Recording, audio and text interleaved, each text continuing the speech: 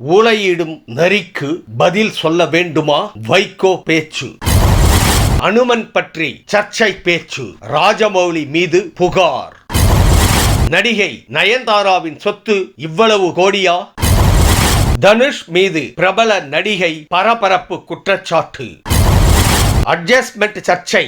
நடிகை மான்யா ஆனந்த் முற்றுப்புள்ளி. அன்பு தமிழ் நெஞ்சங்களுக்கு மெர்சல் கெலாட்டாவின் அன்பு வணக்கம். வாங்க இன்றைய காணொளி இதோ.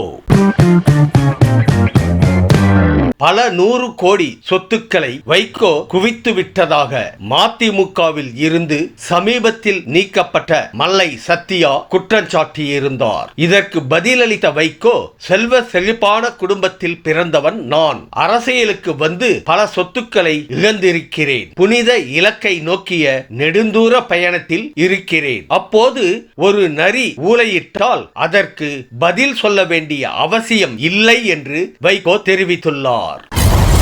வாரணாசி திரைப்பட விழாவில் திடீரென தொழில்நுட்ப கோளாறு ஏற்பட்டது. அப்போது கோபமடைந்த அப்படத்தின் இயக்குனர் ராஜமௌலி, அனுமன் உண்மையில் இருந்தால் இப்படித்தான் உதவுவானா என சீறினார். இது இந்துக்களின் உணர்வுகளை புண்படுத்தியதாக கூறி அவர் மீது நடவடிக்கை எடுக்க வலியுறுத்தி ராஷ்டிரிய வானர சேனா சங்கம் ஹைதராபாத் போலீசில் புகார் அளித்துள்ளது. இருப்பினும் போலீசார் வழக்கு பதிவு செய்யப்படவில்லை என கூறப்படுகிறது.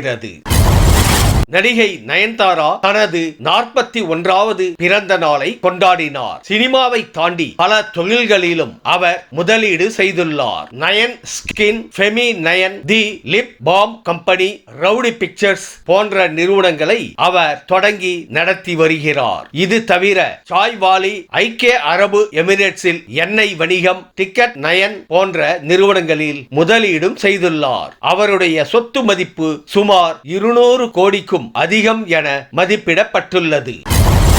தனுஷ் படத்தில் நடிக்க அட்ஜஸ்ட்மெண்ட் செய்ய வேண்டும் என்று அவரது மேனேஜர் ஸ்ரேயாஸ் அழுத்தம் கொடுத்ததாக பிரபல சீரியல் நடிகை மான்யா ஆனந்த் பரபரப்பு குற்றச்சாட்டை தெரிவித்துள்ளார். அதற்கு நான் அதெல்லாம் பண்ண முடியாது என கூறினேன். உடனே தனுஷ் என்றாலும் அட்ஜஸ்ட்மெண்ட் செய்ய மாட்டீங்களா என்று கேட்டார். இதனால் கடுப்பான நான் யாராக இருந்தாலும் செய்ய மாட்டேன் என திட்டவட்டமாக மறுத்ததாக அவர் தெரிவித்துள்ளார்.